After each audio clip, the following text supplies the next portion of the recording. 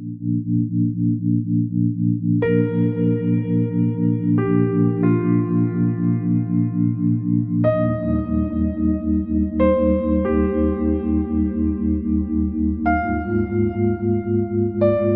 की प्रक्रिया है, भागते रहते हैं, भागते रहते हैं।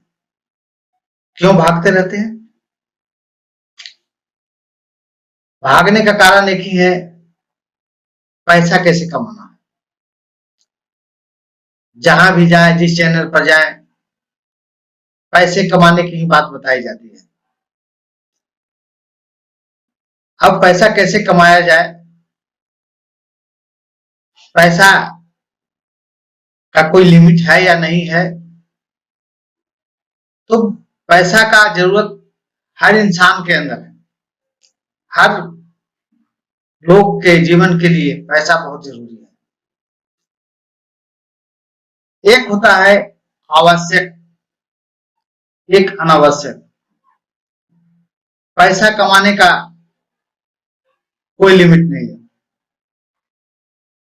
कमाते जाओ, कमाते जाओ, कमाते जाओ, कमाते जाओ। पैसा कमाते क्यों है? जीवन का अच्छे ढंग से बिताने के लिए, सारी सुविधाओं को प्राप्त करने के लिए। क्या होगा? वो सुविधाएं प्राप्त हो जाएगी तो हमें सुख शांति मिल जाएगी। लेकिन वास्तव में देखा जाए, आप धर्मदास जी के नाम सुने होंगे, संत धर्मदास जी के। उनके पास बहुत सारा धन था। मानिकलाल के जानते होंगे, उनके पास भी बहुत सारा धन था। बुद्ध भगवान के पास बहुत सारे धन था। वो सारे राजपाट को त्याग करके सादा जीवन व्यतीत किए, क्योंकि वो जानते थे कि इन सारी चीजों को इकट्ठा कर लेने से हमें सुख शांति की प्राप्ति नहीं होने वाला है। तभी अपने राज त्याग करके और जैसे भ्रमण पर निकल गए उस सत्य की खोज में, कि जहां से जो शांति मिलती है, आनंद मिलता है, उसकी खोज करने लगे। वो समझ गए इस बात को कि संसार में आना है तो जाना तो निश्चित है, लेकिन कोई ऐसा काम है जिसे पूरा भी करना जरूरी है। ये जीवन लेकर के मनुष्य का हम लोग संसार में आए हैं,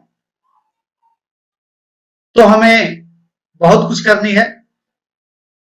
अब खाते खाते संसार से तो चले जाएंगे एक दिन, सभी लोग चले जाएंगे, लेकिन क्या यही जीवन है? इसके बारे में हम विचार नहीं कर पाते। हमारा जीवन 25,550 दिन का, यानी 70 साल,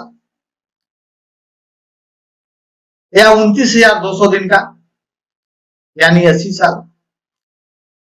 जिंदगी जीना सिर्फ इतने दिन है। हम लोगों ने जो धन इकट्ठा करते हैं, तो इकट्ठा करते ही चले जाते हैं, इकट्ठा करते ही चले जाते हैं। धन इकट्ठा करने के चक्कर में आपका समय तो सारा निकल जाता है। जो आपने इकट्ठा किया उसको भोग कब करेंगे, उसका उपयोग कब करेंगे? आप तो जीवन भर गधे की तरह बोझ उठाते फिरे, सारा जीवन किसी भी तरह से धन को इकट्ठा किया। अब वो धन इकट्ठा करने के बाद आप संसार से तो चले जाएंगे, उसका उपयोग तो नहीं किए। फिर वैसे धन कमाने से क्या मिलता है? अगर जीते जी धन का सदुपयोग नहीं किया, लोगों को सेवा नहीं की,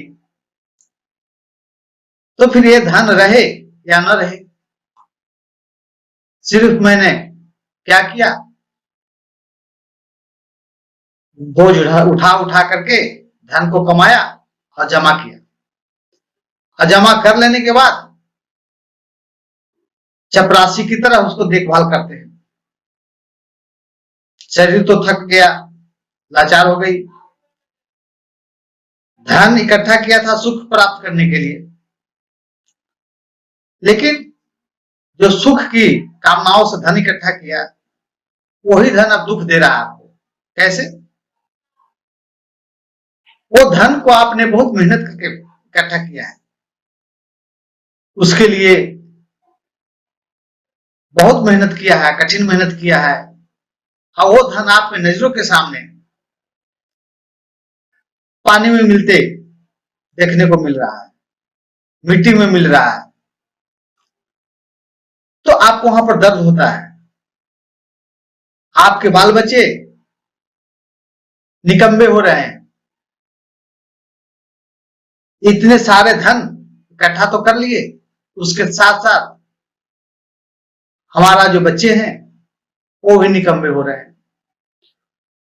उसे दिमाग में बैठ गया कि मेरे पास तो मेरे पिताजी का इतना संपत्ति है, इसे कौन भोगेगा, ये तो मेरे ही लिए बना करके रखे हैं, चोरी किया, बेईमानी किया, जो भी किया सारा मेरे लिए तो इकट्ठा किया है। तो फिर ऐसे धन जमा करने से हमें क्या मिलेगा? जीवन तो वही जीना है, 25,550 दिन या 29,200 दिन, या उससे आप ज्यादा जी सकते हैं। लेकिन हम लोग धन इकट्ठा करते हैं 7 पुश्तों के लिए, तो अब करते रहे जमा, अगर उसमें शांति मिलती तो सम्राट अशोक अपना राज को त्याग करके, सब कुछ त्याग करके भगवान बुद्ध के चरण में नहीं आते। जितने राजा लोग अपने राज को त्याग करके संत के शरण में गए, फिर अंत में कहते हैं प्रभु हमें शरण में लगा लो, हमें वो शांति की तलाश है। बहुत राज्य जीत लिया, ये जीत लिया, वो जीत लिया, लेकिन अब उन्हें शांति नहीं मिल पा रही है। उसी धन के कारण उन्हें तकलीफ हो रहा है। आज भी आप लोग अक्सर सुनते होंगे कि धन के लालच में पिताजी को हत्या हो गया, एक बच्चे दूसरे बच्चे के दुश्मन बन गए। ये सारे झगड़ा धन के बदौलत आप मोल खड़ा कर देते हैं। आपने इकट्ठा किया था सुख शांति प्राप्त करने के लिए, वो सुख शांति में न बदलकर दुख में बदल जाता है। तो प्रेमी सजनों, आवश्यकताएं अनंत है, इसका पूरा किसी का नहीं हुआ है। हम हो चाहे आप हो, चाहे कोई कितना ही बड़ा क्यों ना हो, धन में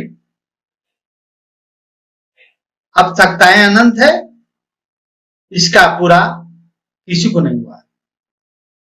तो जो पर्याप्त है उसमें जीना सीख लीजिए, क्योंकि जो आपने इकट्ठा किया है उसको सही से उपयोग करना सीख लीजिए।